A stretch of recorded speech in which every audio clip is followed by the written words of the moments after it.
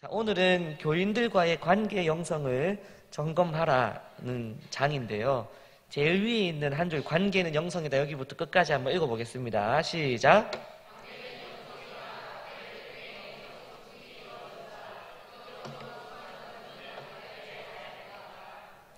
여러분 대인관계를 잘 하십니까? 네. 뭐 여기서 예라고 하기도 좀 애매하고 그렇죠. 요새는 이 대인관계를 표현하는 용어로 아마 들어보신 적 있겠지만 인싸, 아싸라는 게 있습니다. 이게 뭔지 아십니까? 네, 이쪽은 대답하지 마시고 이쪽 편에서 인싸가 뭔지 아시는 분? 네? 자신 있게 말씀하십시오. 아, 친구 많은 사람 인싸라 한다. 예. 네? 인기 많은 사람. 맞습니다. 그렇죠. 이쪽 좀 분위기가 학위가 있나 이런 표정으로. 네. 인싸가 이제 인사이드, 아웃사이드 이렇게 해서 무리의 안에 들어와 있는 사람을 인싸. 그래서 인기가 많고 친구가 많고 또 유행을 선도하는 그런 사람 인싸라고 얘기하고, 이제 아싸라고 하면 이제 아웃사이더에 빠져 있는 사람. 그래서 대학생들 중에는 뭐 점심시간에 도시락을 화장실에서 먹는 사람, 이런 사람을 이제 아싸라고. 혹시 경험 있는 사람 손 들어 보십시오. 네, 들다 말다 네, 하고 있는데요. 요즘에 이렇게 대학생들, 특히 우리 청년들이 이 집단이라고 하는 게 좀 많이 약화됐잖아요. 이전 세대에 비해서. 그래서 이전 세대 같으면은 아마 누군가 혼자 밥 먹는다 그러면은 뭐 영식이 어디 갔나 찾아서 데려서 밥을 먹었을 것을 요즘에는 화장실에 가서 먹고 있겠거니 하면 굳이 가서 방해를 하지 않는 게 오히려 예의가 되어 있는 시대를 할 수 있습니다. 무슨 말씀인지 이해되십니까? 네. 어쩌면 그 사람은 선택적으로 아싸가 된 사람일 수도 있거든요. 관계를 좋아하지 않는 사람일 수 있기 때문에. 그래서 요즘 청년들이 생각하는 대인관계와 또 기존 세대가 생각하는 대인관계 자체에서부터도 사실은 차이가 좀 있습니다. 무슨 말씀인지 아시겠죠? 기존 세대가 생각하는 것은 공동체 의식, 우리가 남이가 이런 어떤 생각에 대해서 더 강하게 생각했다면 지금 청년들은 우린 남이에요. 왜 우리가 남이 아닙니까? 피도 다르고 성도 다르고 어떻게 우리가 하나가 될 수 있느냐라는 생각을, 물론 공동체 의식을 가지기도 했지만 그 개념 자체가 조금은 다르다는 거죠. 근데 교회는 한 몸을 또 이뤄야 돼요. 그러니까 청년 세대와 기존 세대 간의 갈등 자체가 더 적나라하게 드러나 있는 것이 교회 안이 아닐까라는 생각을 하게 됩니다. 오히려 직장에서는 기존 세대와 다음 세대는 분리된 느낌이에요. 학교에서도 보면 선생님들 중에서 연배가 있으신 선생님들하고 젊은 선생님들하고 요즘 분위기는 굳이 식사를 같이 하는 분위기는 아닙니다. 연배 있는 분들도 못 알아듣는 얘기 들을 거면은 편한 사람들끼리 식사를 하는 편이고, 젊은 사람들은 당연히 젊은 사람끼리 할 것이고, 이렇게 되겠죠. 근데 교회는 또 어떻습니까? 이상하게 또 어쩌다 한 번씩 같이 또 해야 될 때가 또 있잖아요. 그러다 보니까 교회에서 자주 보는 그런 장면이 청년들이, 내지는 또 청년들은 또 어른들이로 시작하는 이야기들. 그 뒤에 얘기는 제가 하지 않겠습니다만은 청년들이 또 어른들이 하는 이야기들이 어느 교회에서나 어느 그 교회 공동체에서나 늘 있는 이야기다 하는 것입니다. 그런 가운데에서 청년들과 장년들이 생각하는 대인관계 자체가 다른 이 시점에서 오늘 저는 대인관계에 대한 강의를 지금 이렇게 두 파로 나뉘어진 가운데에서 지금 진행을 해야 됩니다.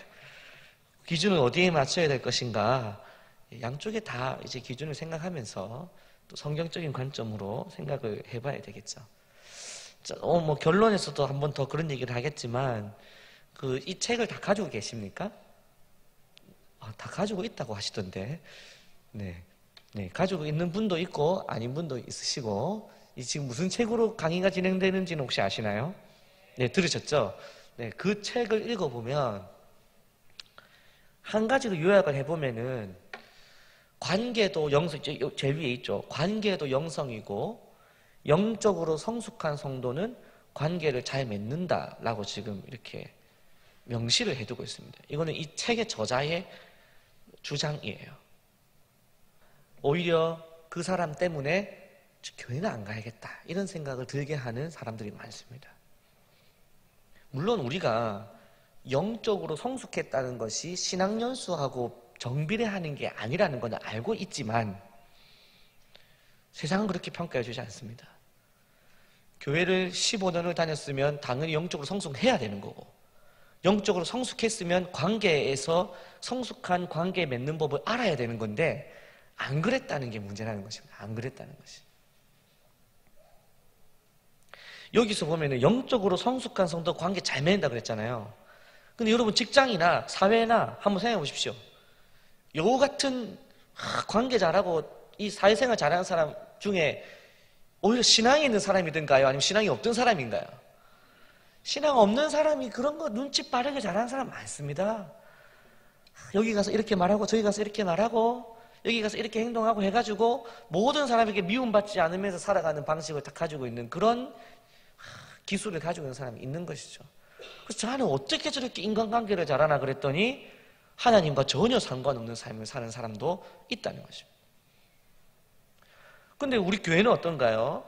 교회는 우리 다 하나님 믿고 다 기도하고 어떤 분들은 뭐 새벽기도 나오고 뭐 온갖 성경 공부 또 훈련은 다 받았는데 이 아직 인격이 어떻게 형성이 안 됐는지 얼마나 많이 싸우고 얼마나 많이 다투는지요. 이 관계라는 부분에서 성경적으로 교회에서 자주 쓰는 용어가 두 가지가 있어요. 하나는 피스메이커고요. 하나는 트러블 메이커죠. 네. 피스메이커가 당연히 교회에 다니는 사람이 피스메이커가 되어야 되는 것이고 성도 입장에서는 믿지 않는 자가 트러블 메이커일 것이라고 우리는 생각을 하잖아요. 근데 실제적으로 밖에 나가서 한번 보십시오. 직장에서 트러블 메이커가 누구든가요? 장로님인 경우 있습니다.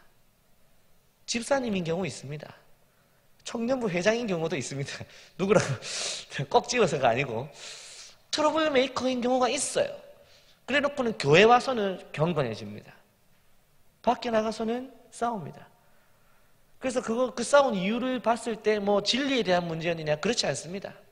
그냥 완고해진 성격이 그대로 그냥 자기 기질이 돼버려서 교회에서도 늘 율법 하다 보니까 밖에 나가서도 타협을 하지 않는 어울리지 못하는 그런 사람들을 많이 보게 되는 것이죠. 제가 자주 듣는 말 중에 한 가지는 성도끼리 싸웠을 때 자주 듣는 말 중에 한 가지는 차라리 교회 안 다니면 술이나 한 잔 먹고 풀면 되는데 성도끼리는 풀리지가 않아요 라는 말을 정말 많이 듣습니다. 여러분 그런 말 들어보신 적 있으시죠? 네. 왜 그런지 아세요? 성도끼리 싸우면요 상대방을 마귀로 간주해요. 사람끼리 일반 사람끼리 싸우면은 그냥 나쁜 놈. 쟤가 이번에 나빴고 나도 언젠가 나빠질 수 있고 이번엔 네가 잘했고 내가 못했고 이번엔 내가 잘했고 네가 못했고 이렇게 되는 건데 교회 싸움은 그게 아니에요. 마귀예요. 마귀는 어떻게 해야 됩니까? 밟아 죽여 없애야 되는 거예요. 마귀하고는 화해할 수 있습니까? 화해가 안 돼요. 그래서 교회가 두 개로 쪼개지게 되는 거예요. 그래서 교회에서 떠나게 되는 거예요. 왜? 마귀하고는 더 이상 함께 할 수가 없는 거예요. 이게 우리한테 있어서 굉장히 중요한 문제입니다. 여러분 제가 이렇게 극단적으로 예를 들어서 말씀을 드렸음에도 불구하고 여러분들의 앞으로의 신앙생활 가운데 혹은 지난날 가운데에 마귀와 대적해서 싸운 경험이 있거나 앞으로 마귀와 대적할 일이 있을 겁니다. 여기서 제가 말씀드리는 마귀는 내 옆에 있는 한 몸 된 공동체인 성도, 우리 교회 교인들을 마귀로 간주한 날이 온다는 거예요. 왜냐하면 교회에서 뭘 할 때 하나님의 뜻이라고 우리가 생각하고 하잖아요. 근데 이것에 대해서 반대가 되면 무조건 마귀인 거예요. 그래서 저 마귀를 죽이든지 아니면 하나님을 죽이든지 이렇게 우리가 생각하는 경우가 많다는 것입니다. 저를 한번 따라하겠습니다. 이 세상에 숨쉬는 마귀는 없습니다. 밥 먹는 마귀는 없습니다. 택시 타는 마귀 없습니다. 예. 더 중요한 얘기 말씀드릴까요? 이거 따라하십시오. 교회 다니는 마귀 없습니다. 네, 교회 다니는 마귀 없습니다. 분명히 없습니다. 마귀처럼 행동하는 사람은 있을 수 있죠. 교회를 무너뜨리려 하고 성도를 실족하게 하는 사람이 있습니다. 그러나 그도 마귀가 아닙니다. 그도 돌이켜야 되는 사람이에요. 그도 품어야 되는 사람입니다. 이것을 우리는 먼저 생각하면서 오늘 관계에 있어서의 내용들을 살펴봐야 됩니다. 그렇지 않으면 이 책에서 얘기하는 그런 관점들은 대부분 좋은 내용들이지만 제가 한 가지 아쉬운 점은 뭐였냐면 대인관계는 결국 내가 인격적으로 성숙하면 된다라는 논지를 좀 가지고 있어요. 강의 아마 보시면 이해되시겠지만 내가 인격적으로 성숙하면 된다라는 생각을 좀 얘기하고 있어요. 여기 대해서 제가 한 가지 떠오른 옛날 기억이 하나 있는데요. 저희 동네에 어릴 때 제가 초등학생 때 2가지 사건이 있었습니다. 한 가지는 초등학교 때 학교를 마치고 집에 오는데 저기 건너편에 이렇게 누가 이렇게 걸어오는 아주머니를 봤어요. 그랬는데 그 아주머니가 초등학생이지만 제가 이렇게 봤을 때 장애가 있다는 것을 알 수 있었어요. 그랬는데 저는 어릴 때부터 까부는 성격인 것과 동시에 친절한 성격이에요. 믿어주십시오. 어떤 성격이라고요? 까부는 건 알고 있고요. 뭐라고요? 친절한 성격. 예, 친절한 성격이에요. 그래서 모르는 사람에게도 인사도 잘하고 또 지나가는 사람에게 미소를 보내고 이런 스타일이에요. 보통은 그렇게 하면 대부분은 싫어할까요? 좋아할까요? 좋아합니다. 어린이가 초등학생이 지나가면서 안녕하세요 인사하고 가면 할아버지들이 용돈도 주고 제가 그걸 알았어요. 그래서 모르는 사람이라도 다 느낌 보고 안녕하세요 하면 최소한 500원 나온다는 건 제가 알고 있기 때문에 언제나 인사를 잘 했단 말이에요. 그래서 그날도 어른이 지나가고 또 몸에 좀 불편한 게 있는 것 같지만 내가 최대한 밝은 얼굴로 지나가야지 하면서 웃으면서 지나가는데 이 아주머니가 갑자기 입에 담을 수 없는 쌍욕을 하면서 저에게 이 나쁜 막 하면서 뭐라고 하시는 거예요. 저 너무 놀래가지고 멍하게 쳐다보고 있으니까 너도 내가 장애인이라서 나를 보고 비웃었지? 이 얘기예요. 아니에요 했더니 네가 아까 저기서부터 나를 보면서 웃는 거를 봤다면서 뭐라고 하시는 거예요. 초등학교 1학년 때인가 2학년 때인가 소리가 얼마나 컸던지 이렇게 떠는 거였죠. 이렇게 덜덜덜 떨면서 제가 너무 놀래가지고. 근데 그 아주머니는 그 뒤로도 그 아주머니가 우리 아파트 우리 동에 살았어요. 제가 집에 갈 때 그 뒤로도 가끔 보는데 집에 가다가 꼭 저만 보면은 제 뒤에서도 예 소리 질러가지고 그때 그놈이라면서 저를 막 하시는 나중에 이제 와서 제가 작년에 상담대학원을 다니면서 보니까 어떤 여러 가지 정신장애 중에 어린이나 약한 대상을 보면서 팍 터트리는 게 있더라고요. 제가 그걸 당하고 살은 어릴 때.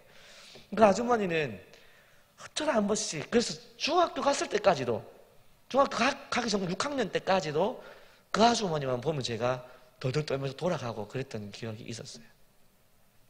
여러분, 제가 뭘 잘못했습니까? 잘못한 게 없어요. 그냥 웃으면서 다녔을 뿐이고 친절하게 하려고 했는데 이분은 사람과의 관계를 할 수 없는 마음의 상태를 가지고 있고 자신의 상처 때문에 남을 찌르는 상태에 놓여져 있는 것이죠. 교회에 이런 분이 있을까요? 있습니다. 경중은 다르겠지만 교회에도 관계 자체가 불가능한 마음의 상태를 가진 분들이 있다는 것입니다. 그걸 우리는 이해하고 있어야 됩니다. 저 사람은 왜 사사건건 저렇게 할까? 라고만 생각하지 마시고 저 병이다. 멀쩡한 사람은 병자로 몰지 마시고 저 분노가 가득해 있는 거, 저 불평이 가득 차 있는 거, 저 슬픔이 가득 차 있는 거, 저것도 그 사람을 긍휼히 여기는 관점을 우리 가질 수 있어야 되는 거예요. 그 다음에 여기서 한 단계가 더 있는데 그건 결론에서 얘기하겠습니다. 제가 한 가지 더 사건이 있었는데, 한 번은 또 그때는 1학년인가 2학년 때 그랬어요. 그때는 저희 어머니 아버지까지 다 내려오는 일이 있었는데, 저녁에 해가 질 때쯤 되면 어스름할 때 있잖아요. 그때 제가 이제 놀이터에서 신나게 놀고, 놀이터에서 하루 종일 놀았습니다. 그래서 그 집에 가면은 흙냄새가 나는 거지, 몸에서. 그래서 어머니가 맨날 왜 이래 아가 이렇게 더럽노? 흙구덩이에서 뛰노니까 더러울 수밖에 없죠. 그래서 하루 종일 거기서 놀면서 모래집 짓고 뭐 이런 거 하고 놀았어요. 한참 그렇게 놀고 이제 집에 가려고 하는데, 그때만 해도 아직도 제가 1학년, 2학년 때 어머니가 아파트 거기서 광재야 밥 먹으러 온나? 이 소리가 집집마다 소리가 나요. 그거 날 때 누구 이름 불러도 아직 내 이름 안 불렀네 하면서 좀 더 노는 거예요. 더 놀면서 우리 엄마가 나를 지명하여 부를 때까지 노는 거예요. 그랬는데 제 이름이 들렸어요. 광재야 밥 먹으러 온나? 들렸어요. 그래서 가야겠다 해가지고 이제 놀던 것을 정리하고 가려고 하는데, 그때도 또 그 눈이 안 보이는 장님 할아버지가 지팡이를 짚고 이렇게 하면서 계단을 오르는 장면을 제가 보게 됐습니다. 그래서 오늘 대인관계입니다. 저는 대인관계를 원래 잘하는 성질이에요, 성격 자체가. 그래서 보십시오. 남을 친절하게 하는 거잖아요. 그 할아버지를 보고는 제가 할아버지 저 잡고 올라가세요 이렇게 한 거예요. 그래서 1학년짜리가 그런 애가 어디 있습니까? 네, 별로 감동이 없으시네요. 네. 제가 저를 너무 기특해가지고, 네, 그래서 할아버지 저 잡고 가세요. 제가 이렇게 잡고는 할아버지가 이렇게 올라갔어요. 근데 1학년짜리가 힘이 없잖아요. 그래서 할아버지하고 저 같이 넘어진 거예요. 그냥 탁 넘어졌는데 저는 이제 당황을 했죠. 그래서 할아버지 넘어지셨는데, 그래서 할아버지 괜찮으세요? 이렇게 했는데, 이 할아버지가 이놈이 나를 넘어뜨리려고 일부러 나를 잡고 밀어서 넘어뜨렸다고 생각하신 거예요. 지팡이로 저를 때리는데 얼마나 맞았는지, 맞다가 이러다 죽겠다 싶어서 옆에 있는 차 밑으로 기어 들어갔는데 차를 다 부서질 때까지 왜냐면 너무 화가 나가지고 할아버지가 막 두들기는데 경비 아저씨 나오고 막 온 동네가 시끄러워진 거예요. 그러니까 밥 먹으러 오라 한 내가 안 오니까 어머니가 이제 이 창문을 보니까 제가 차 밑에 기어 들어가 있고 차가 유리창이 깨지고 난리가 나니까 이제 아버지하고 와가지고 이제 데려가셨죠. 그래서 저한테 무슨 일이냐 하니까 이제 그렇게 얘기하니까 제 평소에 아니까 남 들어드리고 하는 거 아니까 그래 네가 그래 했는데 할아버지가 오해를 했나 보다. 제가 얼마나 트라우마겠어요. 그래서 남에게 호의를 베풀고도 이런 일이 있을 수 있다는 생각을 했죠. 보통 그쯤 되면은 외상후 스트레스 증후군 이래가지고 그 뒤로는 이제 뭐 지팡이만 보면 도망을 간다든지 장애인만 보면 도망을 갈 만한데, 그 뒤로도 저는 남에게 다가가는 걸 두려워하지 않는, 개념이 없는 거죠. 네. 근데 오히려 이제 그 저의 성격도 사실은 목회를 하면서 내성적으로 좀 변했어요. 왜냐면은 그렇게 맞아도 괜찮았는데 성도들한테 사랑으로 다가갔는데 그렇게 받아들여지지 않았을 때 받은 상처는 잘 안 되더라고요. 그래서 그 뒤로 지금 저는 사실은 쉽게 다가가지 못하는 성격으로 좀 바뀌었어요. 불쌍하지 않습니까? 네. 목회자들이 좀 그런 게 많아요. 그래서 잘 해드리면서도 두려워합니다. 네. 다가갈 때. 제가 이 얘기를 드린 이유는 관계가 그렇게 어렵다는 거예요. 내가 잘한다고 다 되면은 다 됐죠. 내가 희생하고 양보하면 다 될까요? 아니요. 제가 분위기고등학교 부임해서 우리 학생들한테 좋은 선생님이 돼보려고 모든 것을 희생하고 양보하고 해줬더니 정말 저를 호구 취급합니다. 정말 무시하더라고요. 그래서 제가 정말 충격을 받았어요. 그래서 한 학기를 그렇게 한 다음에 2학기부터는 선을 긋기 시작했어요. 조금은. 선을 그으면서 제가 얼마나 자기감이 드는지, 목사가 17살짜리 하나를 온전히 못 품어서 아이들에게 선을 그을 수밖에 없는 이것을 결정할 때 제 마음이 참 슬프더라고요. 그냥 진짜 품으면 안 될까 했는데 인간의 악한 본성이라는 것을 제가 너무 쉽게 생각한 거죠. 정말 저를 속이는 것을 한두 번을 넘어가고 10번이 넘어가고 20번이 넘어가니까 이거는 내가 저들을 죄짓게 만드는 거구나 라는 생각이 들어서 멈추게 되더라고요. 그런 걸 봐도 여러분 참는다고 다 되는 게 아니라니까요. 대인관계, 오늘 대인관계 지금 얘기하고 있잖아요. 교회에서 제가 전에 있었던 어떤 교회 집사님 중에 한 분이 그런 얘기 하시더라고요. 목사님, 저는 착한 사람이 손해보는 걸 볼 수 없기 때문에 싸웁니다. 저 처음 무슨 말인지 몰랐어요. 근데 여러분, 이게 이해되시는 분은 아마 있으실 건데요. 이 집사님이 사사건건 싸우시더라고요. 그냥 넘어가는 법이 없어요. 그래서 막 싸우시길래 집사님 좀 참으십시오. 집사님 인품도 좋으시고 집사님 뭐 그렇게까지 하실 필요 없는데 좀 인내 좀 하시죠. 그랬더니 목사님, 제가 싸우는 이유는 제가 청년 때부터 젊은 집사였을 때 말을 못하는 성격이라서 그냥 참으면 모든 손해가 저에게 왔었습니다. 그랬더니 사람들이 참는 사람을 바보 취급해서 마음대로 휘두르는다는 거를 제가 나이 들어서 50 넘어서 60 넘어서 이제 알았다 하더라고요. 그래서 그렇게 착한 사람이 손해보는 것을 막아주기 위해서 자기가 싸운다 얘기하시더라고요. 그 얘기 들으니까 파이팅, 더 극렬히 싸우지 이런 생각이 들 정도로. 여러분, 대인관계라는 게 참 슬픈 것이요, 착하고 힘없는 사람은, 그리고 오늘 이런 강의를 통해서 여기 밑에 보면은 감사하고 칭찬하고 이타심을 가지고 상대방의 말을 경청하고 이렇게 하기로 결정하잖아요. 그렇게 하는 사람만 손해봅니다. 그리고 그렇게 하지 않는 사람은 이런 내용을 오늘 오지도 않을 뿐더러, 그리고 이런 내용을 읽어도 무슨 뜻인지를 아예 몰라요. 정말 그래서 대인관계가 안 되는 사람들은 그렇더라고요. 그래서 아예 이해를 못하고 아무리 설명을 해도 대인관계 개선이 되지 않아요. 그러면 상처는 누구만 받을까요? 네, 대인관계를 신경 쓰는 사람만 늘 상처받고 늘 힘들고 늘 괴로운 거예요. 근데 놀라운 거는 그 상처 주는 사람 있죠. 그 사람을 개인적으로 만나보잖아요. 그럼 힘들대요. 자기도. 자기가 가는 데마다 찌르고 다니면서 자기도 힘들다는 거예요. 뭐가 힘든데요? 그러면은 사람들이 자기 말을 안 들어준다고 그렇게 한다는 것입니다. 놀랄 노자인 거죠. 네. 그래서 중요한 것 한 가지는 대인관계는 그 누구도 만족하는 사람이 없다는 것입니다. 교회 생활 가운데에서 그 누구도 참 내가 많은 사람들에게 사랑받고 많은 사람들에게 지지받고 많은 사람들에게 존경받는다는 생각을 가진 사람은 많지 않습니다.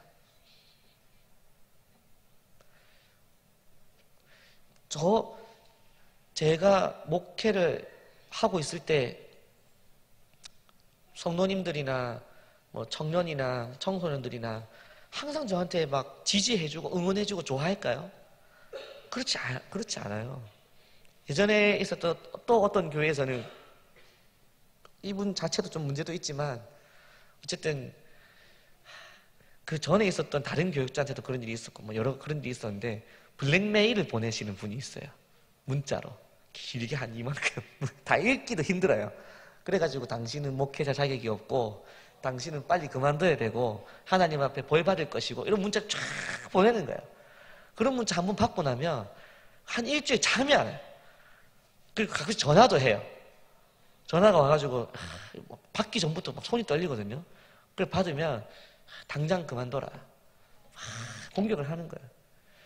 그래서 죄송합니다. 제가 더 열심히 하겠습니다. 열심히 할 필요 없고 하지 마세요. 이렇게 하는 거예요. 그럼 이제 막 알겠습니다. 이렇게 해야죠. 나중에는 이제 그게 한 1년 가까이 되니까 그 상관없이 전화만 와도 이렇게 여기가 이렇게 확 쪼여드는 느낌이 오는 거예요. 그래서 이것이 바로 공황장애가 오는 거구나 생각을 하면서 다행스럽게도 이제 그 교회를 떠나게 되면서 그분하고 온전히 빠이빠이 할 수 있었지만 네. 목회자에게도 대인관계는 힘든 것이고 지지받지 못합니다. 그래서 제가 나름대로 목회하면서 우리 목사들끼리 친구들끼리 자주 얘기하는 게 10명이 있으면 7명은 우리를 싫어하고, 자, 기억하시죠? 7명은 우리를 싫어하고 2명은 우리한테 관심이 없고 1명은 그냥 보통으로 생각한다 라고 생각하고 목회를 하자. 여러분도 마찬가지입니다.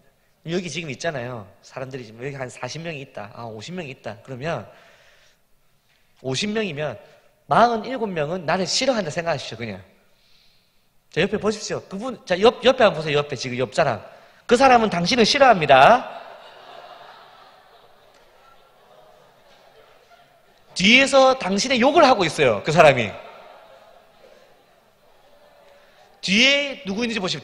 뒤에 누구 있는지 보십시오. 뒤에 있는 그분이 당신에 대한 가짜 뉴스를 퍼뜨리고 있어요. 네. 제가 이간질을 하려고 하는 것이 아니라 이렇게 생각하고 살아야 대인관계에 있어서 우리가 짐을 좀 덜고 간다는 것입니다.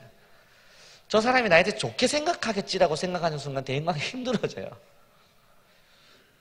저를 좋아하는 것 같은 눈빛 보내지 마십시오. 믿지 않습니다. 다 저 싫어하시잖아요 라고 생각하고 있어야 혹시 다음에 지나갈 때 저한테 이렇게 인사하시면 혹시 내를 좋아하나? 이러면서 이제 기뻐하는 거죠. 그랬다가 다시 아니 그럴 리가 없어. 내를 왜 좋아해? 하고 가는 것이죠. 물론 우리가 긍정적으로 생각하고 좋게 봐야죠. 하지만 대인관계에 있어서 대부분의 사람들이 나를 좋아할 것이라는 생각은 정말 버려야 되는 생각이에요. 대부분의 사람은 사실은 나한테 관심이 없고 그 다음에 별로 좋지 않게 생각하는 경우가 더 많습니다. 정말 소수가 나에 대해서 좋게 생각하는 것입니다. 이런 관점에서 1번을 보시면 좋은 관계를 맺기 위해 투자하라 이렇게 얘기하고 있잖아요. 그래서 제가 이제 강의하는 이제 책을 요약을 한 것이기 때문에 이 내용을 조금씩 얘기를 하지만 이 책 내용은 어떻게 보면 굉장히 포괄적으로 대인관계 그냥 어떻게 보면은 자기 개발서에서 주는 내용하고 큰 차이는 없어요. 교회의 특수성도 들어가 있긴 하지만 좀 더 고려된 부분이 적어서 계속 제가 구현을 드리는 겁니다. 그래서 보시면 좋은 관계를 맺기 위해서 투자하라 그랬잖아요. 관계는 투자하면 되는 거 맞습니까? 아니라는 것이죠. 관계 맺기 위해서 투자하는 것 중에서 제일 좋은 거는 먹은 자는 말이 없다. 네, 그거 거의 진리죠. 예. 내가 밥을 사준 사람이 나를 싫어할까요? 내가 돈을 준 사람이 나를 싫어할까요? 싫어합니다. 근데 먹고 등에 칼 꽂는 사람이 있다니까요. 그렇기 때문에 투자만으로 되는 것은 아니에요. 사람 마음이 그렇게 간단한 거면 다 해결됐죠. 여러분 그렇지 않습니까? 밥 한 번 사주고 봉투 한 번 지어준다고 마음이 사진다고 하면 사람 마음 사는 거 정말 쉬워요. 그러나 겉으로 사는 그 마음은 물질로 살 수 있지만 그것으로 완벽히 되는 것은 아닙니다. 그래서 저는 이 투자에 대해서 두 가지로 나눠봤어요. 좋은 관계를 맺기 위해서 우리는 투자를 해야 되죠. 첫째로 물질을 줘야 됩니다. 그건 맞습니다. 시간도 줘야 됩니다. 그죠? 물질과 시간을 줘야 됩니다. 특히 청년이나 청소년들의 마음을 사는 것은 시간을 함께 보내주는 것이에요. 근데 그들이 원하는 장소에서죠. 예를 들어서 제가 청소년하고 청소년의 마음을 사고 싶다. 그러면은 우리는 생각할 때 이런 거죠. 야, 교회 와서 목사님하고 오늘 같이 얘기하고 좀 그래 있어 볼까? 내가 너하고 시간 보내고 싶은데 뭐 아빠가 이제 딸이 이제 막 사춘기가 돼가지고 초등학교 4학년 때 사춘기가 와가지고 아빠가 이제 아빠하고 같이 저기 뭐 산에 올라가서 낚시 아니면 뭐 어디 산에 올라가면서 낚시가 말이 안 되죠. 낚시터 가가지고 아빠하고 오늘 하루 종일 같이 있을까? 그러면서 우리 시간 좀 보내볼까? 이러면은 그 관계가 증진될 것 같잖아요. 전혀 아닙니다. 청소년들은 낚시터 가고 싶지 않아요. 우리 딸들과 시간을 보내주기 위해서는 BTS 공연장에 함께 가서 그림자처럼 돈만 내주고 밖에서 있고 걔들은 거기 가서 놀고 올 때 차 태우고 오면은 우리 아빠 최고 되는 거예요. 근데 아빠 생각에는 이게 과연 내가 무슨 이게 이래가지고 무슨 대가자 이런 거지만 자기가 원하는 시간을 투자해줘야 되는 것이죠. 어차피 청년들도 마찬가지인 것이고요. 우리가 원하는 걸 줘야 되는 것이죠. 그래서 투자를 할 때 줄 때 상대방이 원하는 것을 주는 게 굉장히 중요합니다. 그래서 상대가 뭘 원하는가가 되게 중요한 거죠. 제가 제일 싫어하는 것 중에 하나가 군대에 있을 때 좀 그랬었는데 이렇게 제가 원하지 않는 걸 저한테 주면서 생색을 내는 거예요. 제가 뭐 이렇게 음식을 얘기하면 다음에 또 음식이 제한이 될까봐 음식으로 얘기하지 않고 뭘 얘기하기 어렵네요. 어쨌든 뭘 저한테 이렇게 뭐 같이 하러 가자거나 뭘 주시거나 할 때 제 의사와 상관없이 이렇게 주시고는 기대에 가득 찬 눈으로 보는 거예요, 이제. 너무 좋지, 이러면서. 얼마나 감동했을까, 네가. 이렇게 저를 보는 거예요. 나 아무 감동이 없는데. 그래서 제가 이제 그때부터 제가 느꼈던 것이 상대가 원하지 않는 것은 내가 아무리 기쁜 마음으로 준비해서 줘도 상대에게는 아무런 감동이 없다는 것을 기억해야겠다. 우리도 마찬가지예요. 교회에서 저 사람하고 잘 풀어야겠다 그래가지고 내한테 가장 귀한 것을 갖다 준 거예요. 상대한테 아무 의미 없는 것을. 이거는 아무 투자가 되지 않는다는 걸 알아야 되는 거예요. 그 다음에 투자를 어디로 해야 되느냐? 그 사람이 원하는 것을 투자해줘야 되고요. 그 다음은 투자하는 것은 나에게 투자를 해야 되는데 그게 뭐냐면 대인관계는 오늘 이 부분에서 제가 지금 계속해서 강조하고 있는 부분인데 대인관계는 내가 그 사람에게 잘해준다고 해서 그 사람이 나한테 잘해주게 되는 것은 아니에요. 이거 계속 말씀드렸잖아요. 그죠? 내가 그 사람에게 온전히 사랑을 부으면은 진심이 통하죠? 그런 거 없습니다. 네. 내가 진심으로 사랑해줘도 그 사람은 나를 진심으로 미워할 수 있어요. 그래서 이제 책 제목도 그런 거 있잖아요. 요새 유행하는 제목이죠. 근데 제가 볼 때는 제가 오늘 쓰고 싶은 제목이에요. 거절받을 용기라든지 미움받을 용기라든지 이 내면적 강인함이 우리에게 있어야 돼요. 심지어 사랑을 베풀고도 미움받을 용기. 그러니까 이거는 제가 생각하는 성경적인 관점이에요. 그 미움받을 용기라는 책에서 이런 얘기 하는 건 아닙니다. 무슨 말씀인지 아시겠죠? 그리스도인이 베푸는 사랑이라는 것은 기브 앤 테이크가 아니에요. 주고 찔리는 것까지 포함되어 있는 거예요. 사랑해주고 욕먹고 헌신해주고 뒷담화 듣고 네. 이게 우리가 준비되어 있어야 할 영성인 것입니다. 대인관계를 잘하는 영성이 기도 많이 해서 성경 많이 알아서 대인관계 그게 아니고요. 피스메이커가 되기 위해서는 내가 그 사람에게 선을 베푸는 건 당연하고요. 선을 베푼 다음에 그 사람이 나에게 악하게 대했을 때 용납할 수 있는 것. 이게 그리스도인이 피스메이커가 되는 그 강력한 힘인 것이죠. 하지만 저는 그게 될까요? 안 됩니다. 제가 저희 아내와 한 번씩 싸우죠. 네. 물 한 잔만 마시겠습니다. 저희 아내와 싸울 때마다 싸우는 주제는 제가 지난번에도 말씀드렸지만 제가 선을 베푼 다음에 아내가 고마워하지 않거나 내지는 그보다 더 큰 선을 요구하거나 아니면 뭐 그런 식으로 됐을 때 나의 선이 인정되지 않았을 때 제가 이제 왜 내 선을 인정하지 않는가라는 데 대해서 분노를 하게 될 때가 있죠. 우리 여성분들은 지금 표정이 그러면 안 돼 이런 표정으로 지금 저를 보고 계시는데 하여튼 그럴 때가 있어요. 좀 이해해 주세요. 네. 그런데 그리스도인들이 교회에서 똑같은 때가 많죠. 예를 들어서 중고등부 교사를 했다. 아니면 뭐 식당 봉사를 했다. 식당 봉사를 해가지고 오늘 설거지하고 막 끝까지 내가 정말 군소리 안 하고 봉사를 딱 했더니 집사님 한 명 와가지고 근데 오늘 밥 맛없었다.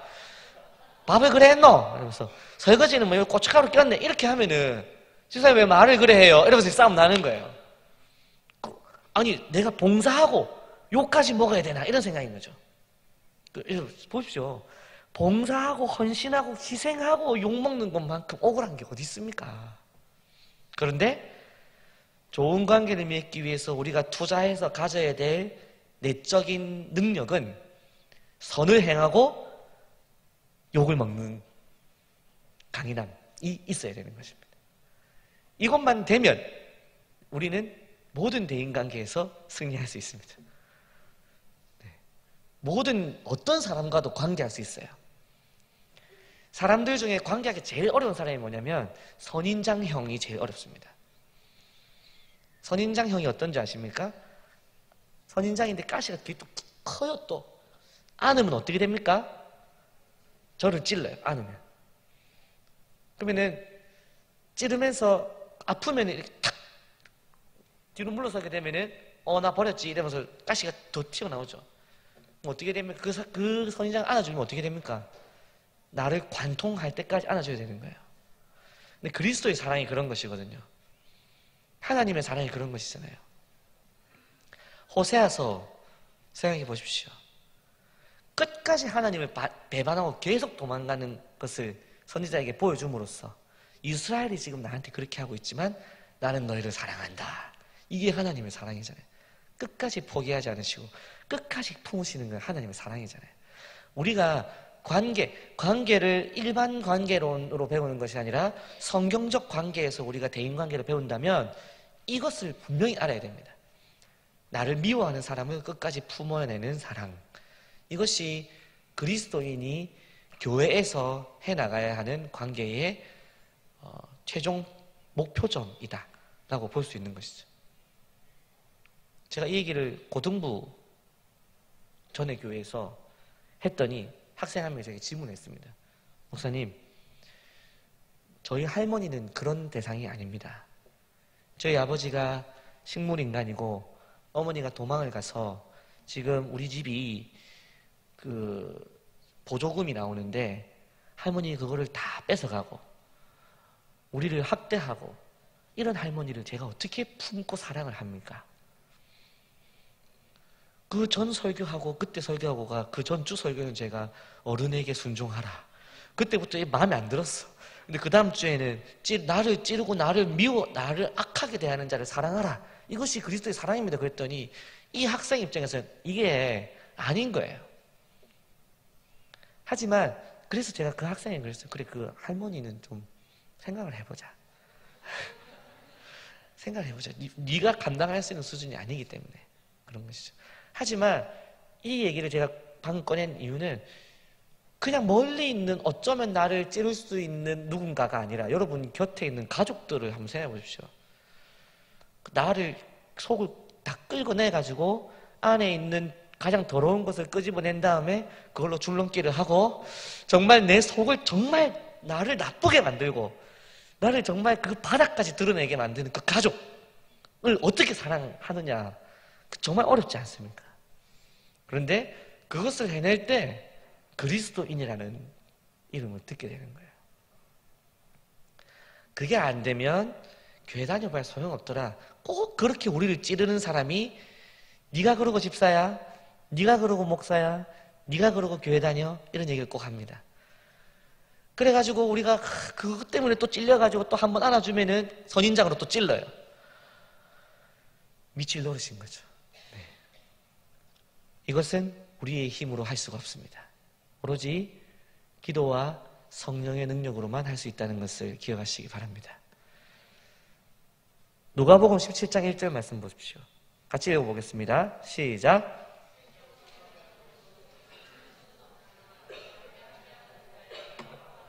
네, 실족하게 하는 것이 없을 수 없으나 그렇게 하는 자에게는 화로다. 1번 보시면 사람을 대하는 일에 있어서 상대방을 실족하지 않게 해야 되는 것이 중요하다 라고 일단 얘기하고 있습니다. 그러면서 이것을 두 가지로 나누는데요, 실수로 실족하게 하는 경우가 있다고 합니다. 실수로. 그렇죠? 이것은 이제 사과를 하면 됩니다. 근데 이제 사과가 또 어렵죠. 이거 뭐 저의 편견인지 모르겠는데 예전에 군대에 있을 때 그 원로 목사님이 계셨거든요. 연세가 80이 다 되셨어요. 사모님하고 새벽 기도를 나오셨는데 제가 교회 전도사였고 두 분이 새벽 기도를 나오셨고 제가 그날 설교를 하고 앉았는데 기도를 하시는데 제가 앉아서 기도를 하고 있는데 뒤에서 자꾸 소리가 나는 거예요. 기도를 안 하시고. 부부싸움이 거기서 시작이 된 거예요. 싸움이 거기서 붙어가지고 나중에는 불 켜라 이래가지고 이제 불 켜고 두 분이 본격적으로 싸우시는 거야. 본격적으로 싸우시는데 이 할아버지 목사님께서 사모님한테 하시는 말씀이 당신은 내 나이 80 될 때까지 단 한 번도 사과를 한 적이 없다. 미안하다. 한 번만 해라. 이건 네가 잘못한 거잖아. 당신이 나한테 미안하다 한 번만 해라. 너무 분하다 했더니 사모님이 사모님도 한 78쯤 됐어요. 주름이 쫙 쪄가지고 미안한 거 없어. 할아버지가 미안하다 그래. 미안한 거 없어.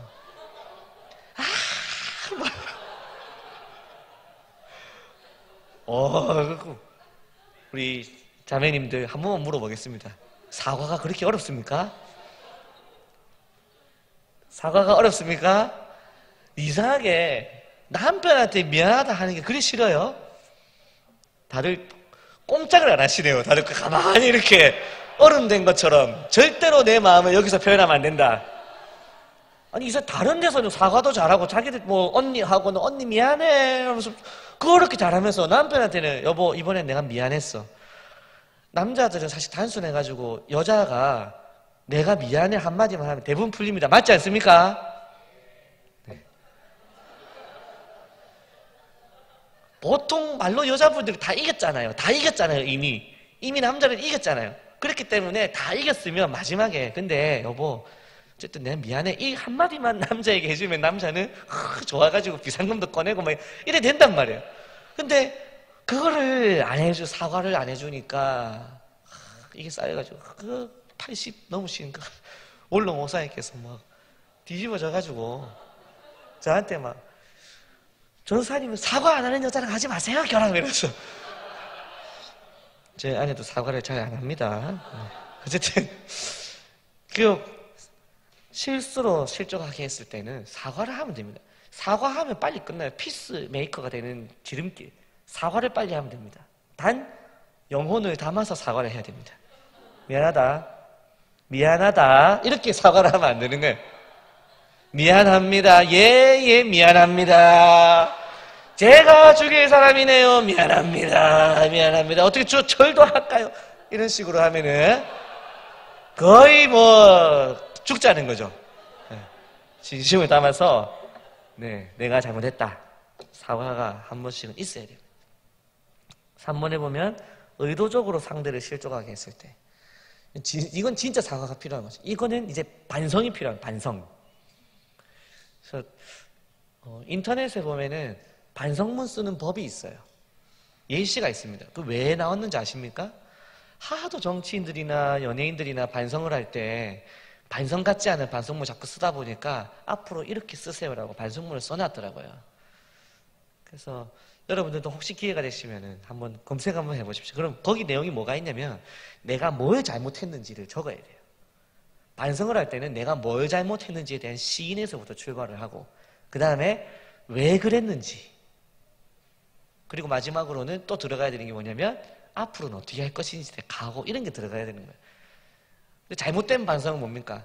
내가 그래 할라 안 했는데 본의 아니게 그것도 그렇지만 사실은 니도 이거는 반성이 아니에요.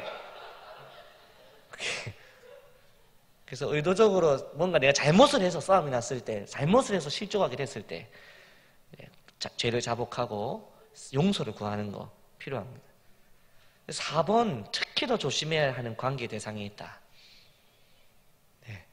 한번 답을 맞춰보십시오. 누구와의 관계에서는 더 조심해야 될까요? 가족과 가까운 사람에게는 더 조심해야 되죠. 그래서 뭐 우리 유교에서도 항상 부부 간에도 예절이 있고 친구 간에도 거리가 있어야 되고 이런 얘기를 늘 했지 않습니까? 그런데 사실 요즘 사회 문화적으로도 그렇고 그리고 또 성경적으로도 그런 것이 있어요. 그게 뭐냐면 나보다 지위적으로 약한 사람, 나보다 나이가 어린 사람, 나보다 힘이 약한 사람에게 우리는 더 조심해야 됩니다. 이렇게 얘기할 때마다 정말 패역한 사람이 누구냐면 여러분이 아니라 패역한 사람이 누구냐면 내가 제일 약자요라고만 생각하는 사람이 제일 패역한 겁니다. 약자는 언제나 상대적이에요. 나도 언제나 갑이 될 수 있고 나도 언제나 을이 될 수 있다고 생각해야 됩니다. 어떤 사람은 갑을 얘기할 때마다 그 사람 막 이렇게 하면서 나는 언제나 의롭고 난 피해자였다라고만 생각하는 사람이 있어요. 아닙니다. 우리 다 누군가에게는 지위와 힘과 권력을 이용해서 휘두를 때가 있어요. 제가 저희 아버지한테 한 번 아빠에게 실망을 한 적이 있었습니다. 그게 언제였냐면, 혹시 아버지 보고 계십니까? 네. 네. 무슨 실망을 한 적이 있었는데, 그게 언제였냐면, 차를 타고 갔는데 주유소에서 이렇게 얼마 넣어드릴까요? 그랬더니 아버지가 이렇게 하시는 거예요. 이빨이죠. 이렇게 목까지 채워 넣어라. 근데 아버지가 원래 사업을 하셨기 때문에 이렇게 직원이나 서비스업에 있는 사람들에게 하대하는 게 약간 습관이 있으셨어요. 그래서 식당 가서도 약간 이렇게 폼 재시고 이렇게 약간 이렇게 불러가지고 주문 약간 이거를 근데 뭔지 아시죠? 우리 기존 장년분들은 그렇게 해야 또 그게 또 권위가 되고 이런 게 있었기 때문에 주유소 가서도 얼마 드릴까요? 딱 이렇게 해야 가득 채워드리겠습니다 사장님 이렇게 된다라고 생각한 거죠. 그래서 제가 아빠 왜 종업원에게 존댓말 하지 않아요? 가득 채워주세요라고 하세요. 그러면 아빠 내가 미워할 거야. 그랬더니 그 다음부터 아버지가 아주 젠틀하게 뭐든 왜냐면은 제가 나중에 고등학교를 딱 졸업하면서부터 돈가스집 뭐 온갖 알바를 하며 다녔거든요. 그래서 막 깍두기도 맞아보고 카드도 주워보고 막 해보니까 이 을에게는 이렇게 함부로 하면 안 되는구나 라는 걸 이제 뼈저리게 느꼈었죠. 여러분 그리스도인이 남에게 하대하는 모습을 볼 때 정말 실족합니다. 네. 특히 지위가 약하거나 권력이 없거나 돈이 없거나 힘이 없는 사람에게 힘이 있는 그리스도인이 소위 말하는 갑질을 하는 장면을 보게 되잖아요. 그거는 아예 치유가 안 돼요. 특히 갑질을 당한 사람이라면 그것이 그리스도인이라면 이 비신자잖아요. 교회는 그건 못 가죠. 무슨 말씀인지 아시겠죠? 그래서 절대로 갑과 을의 관계에 있을 때 을의 관계에 있는 사람에게 갑질하는 것은 그리스도인은 결코 해서는 안 되는. 왜 그럴까요? 예수님께서 갑질하지 않으셨기 때문에. 예수님을 표현할 때 나는 마음이 온유하고 겸손하니라고 할 때 온유함이라고 하는 것이 그 당시 헬라 문화권, 그리스, 로마 문화권에서는 온유하다는 표현이 어떤 의미를 가지냐면 멍청하다고까지 보면 되는 거예요. 무슨 말이냐면 그 당시 사회적 문화 배경으로 보면은 힘이 있으면 어떻게 됩니까? 힘을 휘둘러야 되는 거예요. 그 절정이 뭡니까? 힘이 없는 사람들을 그 콜로세움에 세워가지고 자기들끼리 싸워서 죽는 걸 보며 박수치고 자기들끼리 칼로 찔러가지고 한 사람을 눕힌 다음에 칼을 들고 그 권력을 가진 사람이 고개를 들어서 보면 권력자가 어떻게 합니까? 이게 뭔지 아시죠? 이렇게 하면 온 회중이 이 손끝을 보고 있어요. 한 사람의 생명이 걸려 있습니다. 여기에서 자기가 이것을 결정합니다. 그럼 어떻게 됩니까? 그 자리에서 목이 바로 떨어집니다. 이게 떨어지는 것과 동시에 떨어지는 거예요. 이게 로마 시대의 갑질의 절정이라고 볼 수 있는 거죠. 하면 어떻게 됩니까? 사는 거예요. 근데 예수님은 어떤 권력을 가지고 계십니까? 이 세상을 지으셨어요. 하나님의 아들이에요. 십자가에 못 박혀 죽으신 거예요. 갑 중에 갑이 갑질을 당하신 거죠. 그러니까 예수님을 따르는 사람이라면 결코 어디 가서 갑질해서는 안 되는 것이죠. 바라기는 우리 함께하는 교회 성도님들은 결코 지위나 권력이나 힘으로 그 상대를 억압하는 일이 없기를 간절히 소망합니다. 관계에서 문제를 일으키는 것들은 말과 행동과 거짓말입니다. 행동은요, 표정까지 포함합니다. 제가 봤던 한 가지 장면이 있어요. 지난번에 한번 예를 들었는지 모르겠습니다. 어떤 교회에서 장로님이 앞자리에 앉아서 예배를 드리고 계셨고 금요철야였는데 뒤에 그 교회를 안 다니는 청년들이 왔어요. 근데 여러분, 교회 안 다니는 청년들이 금요기도에 왔다. 이 좋은 일입니까? 안 좋은 일입니까? 다시 물어보겠습니까? 좋은 일입니까? 아닙니까? 네, 우리 교회 성도님들은 좋은 일이라고 말씀하셨습니다. 근데 이 청년들이 그날 밤에 시내에서 놀다가 술을 먹고 묵을 데가 없어서 온 거였어요. 교회 불이 켜져 있고 밤샐 곳이 필요하니까. 와서 뒤에 와가지고 애정 행각을 시작한 거예요. 술이 잔뜩 취한 채로. 금요 철야가 지는데 목사님 말씀 전하고 있는데 자기들끼리는 좋아 죽는 거예요 지금 막. 난리가 났어요. 장로님 얼마나 불편하겠어요. 예배 드리고 있는데 뒤에 술 냄새 나고 막. 거기다가 계속 또 의자를 차는 거예요. 뒤에서 또. 영화에서 뒤에서 의자 차여 보셨죠? 그 참기 어렵거든요. 근데 제가 그걸 보고 있었어요. 근데 장로님 인품이 좋으신 분이거든요. 참으시는 거예요. 계속 의자 이렇게 대면서 계속 참으시는 거예요. 귀가 이미 빨개졌어요. 계속 참으시는 거예요. 계속 참으시더니 급기야 그 청년들 핸드폰이 이렇게 뭐 떨어졌어요. 자기들이 장난치다가 확 떨어져가지고 앞에 장로님 발 있는 대로 툭 떨어진 거예요. 여러분들이라면 어떻게 하시겠습니까? 죽어가지고 땅바닥에 던지면서 꺼져라! 나가라 나가! 하지 않겠습니까? 핸드폰을 뭐 밖으로 던지든지 뭐 어떻게 해야 되는 거 아닙니까? 근데 장로님 그거를 꼭 참으시면서 핸드폰을 주워가지고 돌아서 이렇게 고개를 돌리면서 핸드폰이 떨어졌네요. 그래서 이제 핸드폰을 주신 거예요. 근데 제가 그 표정을 봤는데 장로님 정말 잘하셨거든요. 최선을 다하셨거든요.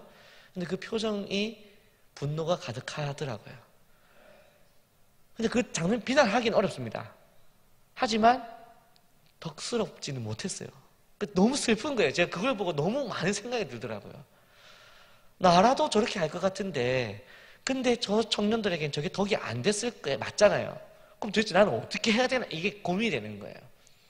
마치 예수님께서 전 재산을 버리고 날 따르라 했을 때 부자 청년이 이 말씀 너무 어렵다고 도망갔던 것처럼 그 장면을 보고 저한테 너무 큰 숙제가 됐어요.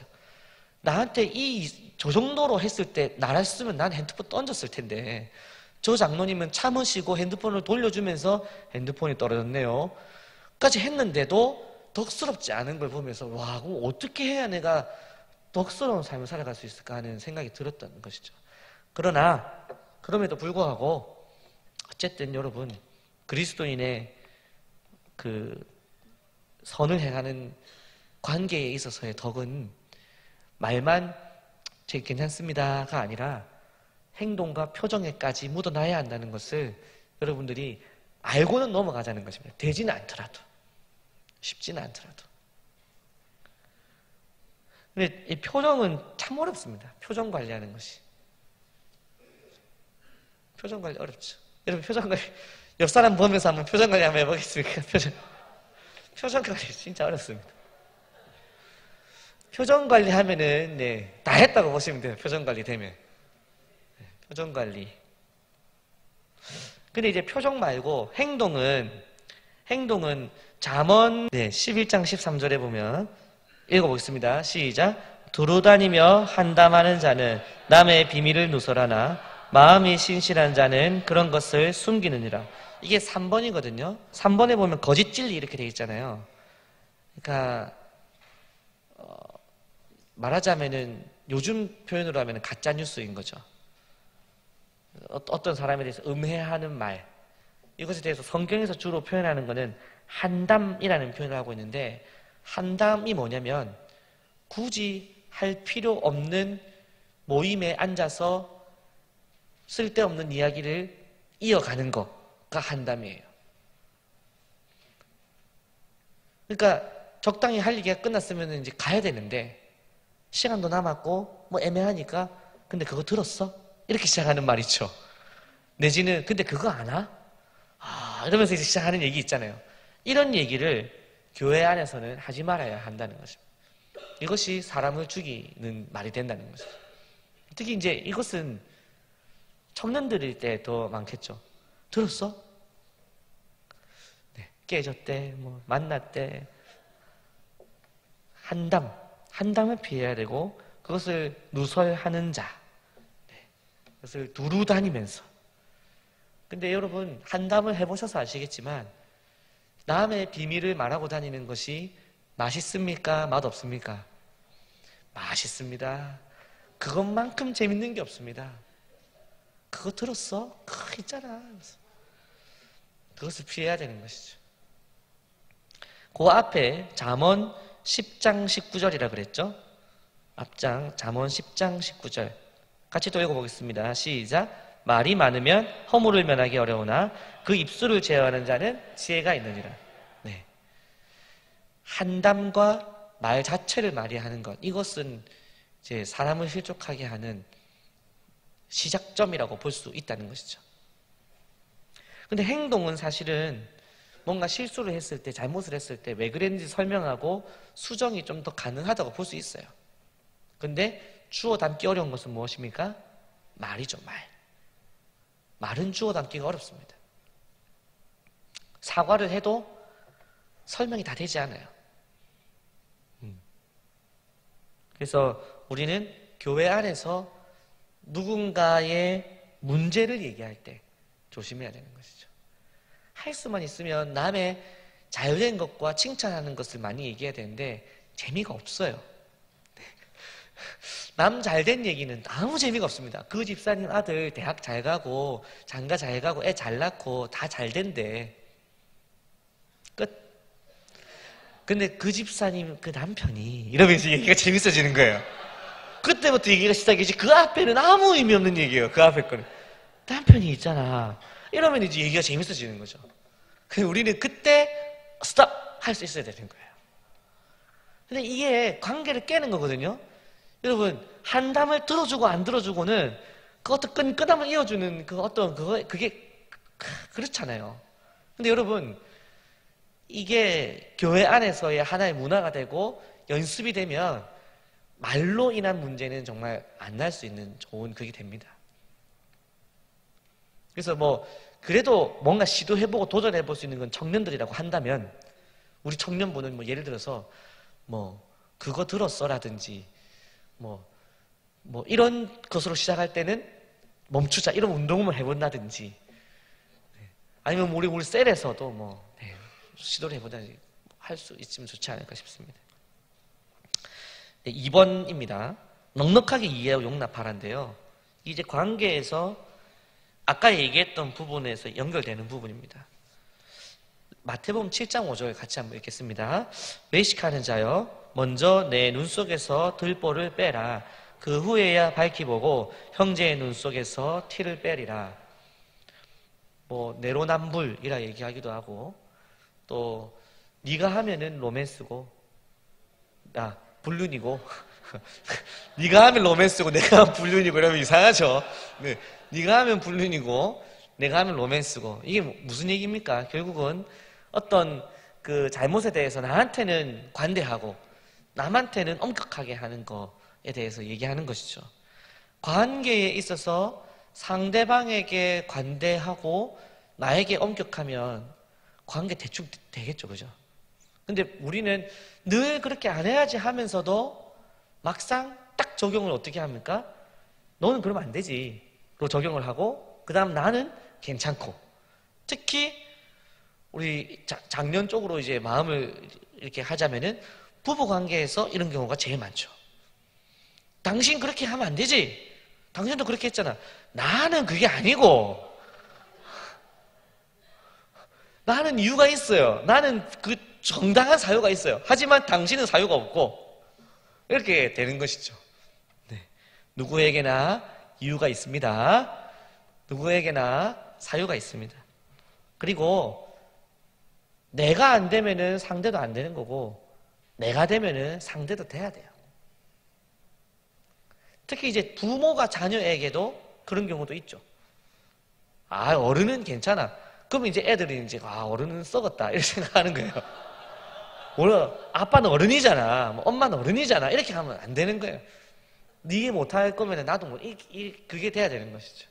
아니면은 내가 할 거면 너도 하라 하든지, 그런 것이죠. 로마서 6장 23절 읽어보겠습니다. 죄의 삭은 사망이요 하나님의 은사는 그리스도 예수 우리 주 안에 있는 영생이니라. 2번과 관련되어 있는 건데요, 죄에 대해서는 단호하게 대처해야 되는 게 맞습니다. 죄에 대해서는. 하지만 사람을 단호하게 대처하면 안 되는 거죠. 근데 이게 항상 엉켜가지고 반대로 될 때가 훨씬 많은 것 같아요. 오히려 죄는 대충 넘어가면서 사람만 부서뜨리는 경우가 있는 거죠. 오히려 죄에 대해서는 암묵적으로 그냥 막 덮고 넘어가려고 하면서 사람은 박살내는 경우가 훨씬 많습니다. 만약에 우리 교회에 청년 회장이, 자꾸 청년 자꾸 하니까 청년 말고, 네. 우리 교회에 어떤 셀장이 자신이 동성애자임을 커밍아웃을 했다. 이거 어떻게 해야 되겠습니까?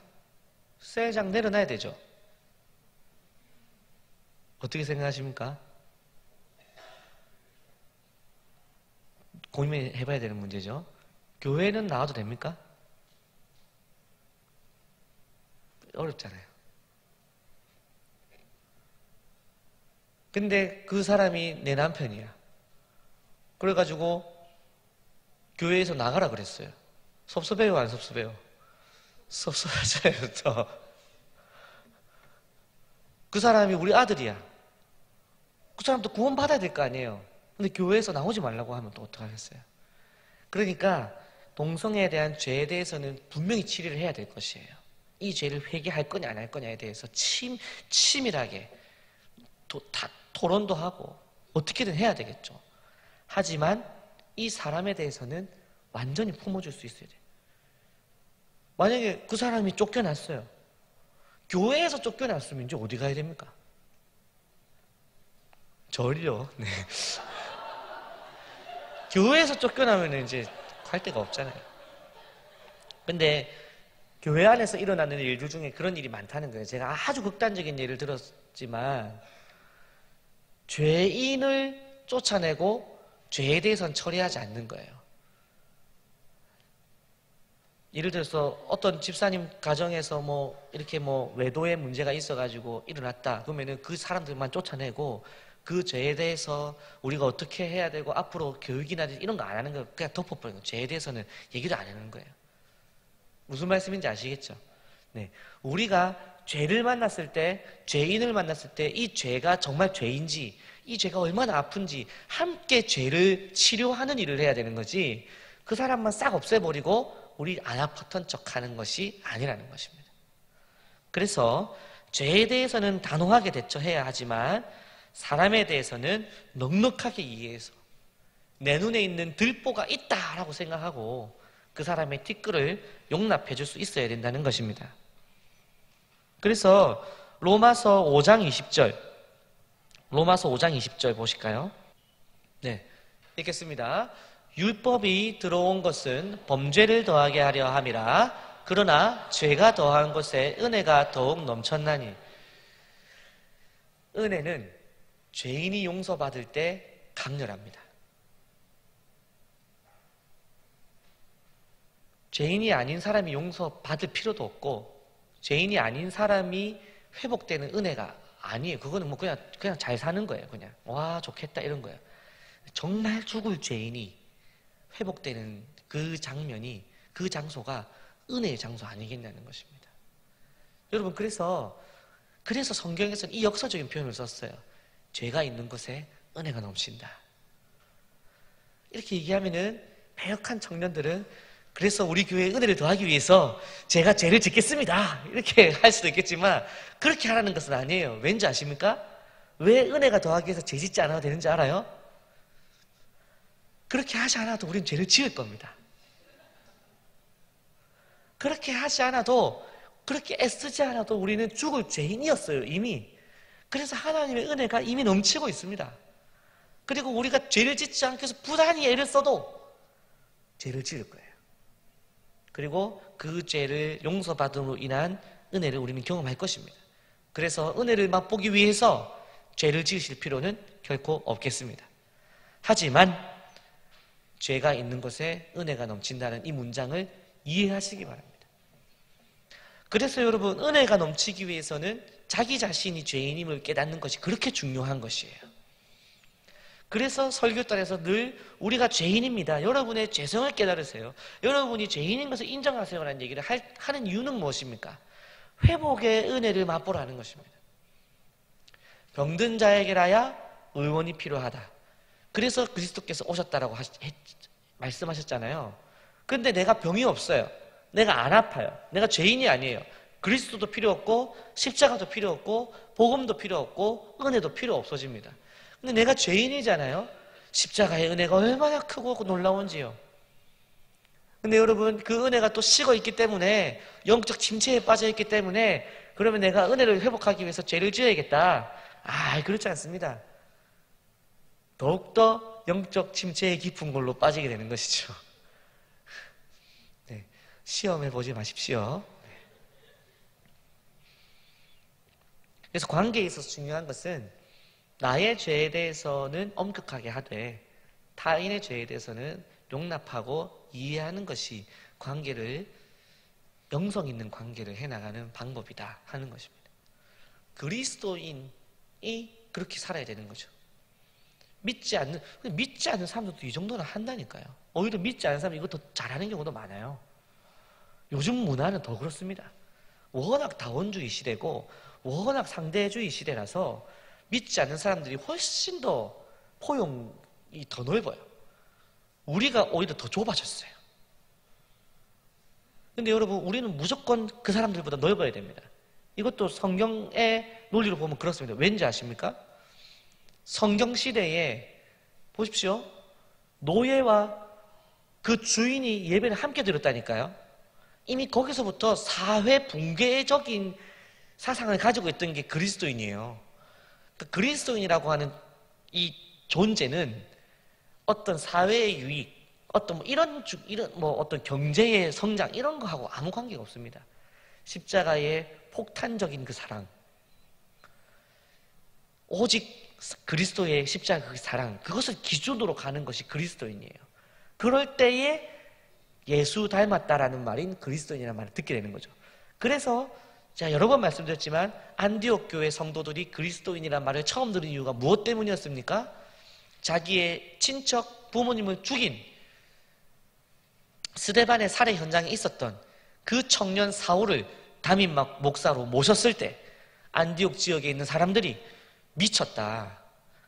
살인자가 어떻게 목사가 됐으며 그 살인자의 피해자 가족들이 있는 교회에서 그 목사를 담임 목사로 받아들여? 그건 미친 거야. 꼭 마치 하나님의 아들이라 불리던 예수가 십자가에 못 박혀 죽는 것 같네 라고 할 때 그것을 한 문장으로 뭐가 된 것입니까? 그리스도인 같다라고 한 거예요. 그래서 그리스도인의 영성 있는 관계라는 것은 이런 관점 속에서 가야 한다 하는 것입니다.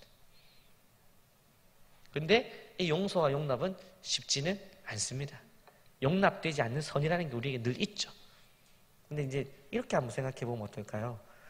우리가 자녀에게도 그렇고 친구에게도 그렇고 사람 관계에서도 이건 선 넘었다. 이거 좀 이거 좀 너무했는데. 근데 여러분, 우리는 하나님한테 맨날 선을 넘고 있습니다. 하나님 입장에서 보면 좀 너무 오바 아닌가 이거? 라고 늘 말씀하고 계시는 거야. 이거 선 넘었다. 그럴 때마다 우리는 넘었는데 어떡할래요? 이러면서 까보는 거예요. 근데 뭐 구원하신다면서 맨날 까보는 거예요. 정말 사실 이게 진짜입니다. 그럼 하나님은 또 용서해 주시고 또 용서해 주시고 하고 계시는 거예요. 그리고 우리에게 너희도 이같이 사랑하라 하고 말씀하시는 거예요. 그래서 우리는 우리의 형제를 그렇게 사랑해야 되는 거예요. 끝까지 나를 까불고 끝까지 내가 도저히 할 수 없는 한계치를 계속 건드리는 그것을 용서하고 용납하는 것이 그리스도인의 영성 있는 관계다. 물론 하기는 어렵겠지만 기준은 그렇다는 것입니다. 3번입니다. 아름다운 관계를 맺기 위한 기술을 배워라. 그러므로 무엇이든지 남에게 대접을 받고자 하는 대로 너희도 남을 대접하라. 이것이 율법이요 선지자니라. 마태복음 7장 12절. 이게 이제 이 저자의 솔루션입니다. 그래서 이런 식으로 하면 여러분들은 영성 있는 관계를 맺을 수 있다라고 얘기하고 있는 것이죠. 한번 읽어볼까요? 첫째, 시작. 그렇죠. 2번, 3번, 4번, 5번, 6번, 7번 이렇게 하면 되죠. 이렇게 한다고 되는 게 아니라니까요. 이렇게 해서 관계가 될 것 같았으면 우리 다 대인관계 잘하고 사회생활 잘하고 다 됐을 거예요. 이것으로는 절대 되지 않습니다. 기본으로 깔고 가는 거예요. 기본으로. 근데 우리는 대부분 심지어 이것도 지금 기본인지 몰랐던 경우가 있기 때문에 이걸 보는 거예요. 하지만 이것으로 해결되는 게 아니라는 걸 제가 굳이 말씀드리는 이유는 우리가 교회 생활을 오래 해왔고 또 이것들은 지켜왔는데도 안 됐고 심지어 내가 이렇게 한다고 해서 되는 게 아니라는 걸 알기 때문에. 왜요? 상대가 그런 사람이 아니면 어떻게 됩니까? 안 되는 거예요. 내가 착하게 해주면은 착하니까 더 휘두르는 사람이면은 내 착하게 하면 안 되잖아요. 그러니까 이 관계라는 것은 쉽지 않다는 것이죠. 그럼에도 불구하고 오늘 마지막으로 찾아볼 말씀은 갈라디아서 6장 9절 말씀입니다. 제가 너무너무 좋아하는 말씀이에요. 만만하면 저의 적용은 이겁니다. 같이 읽어보겠습니다. 시작.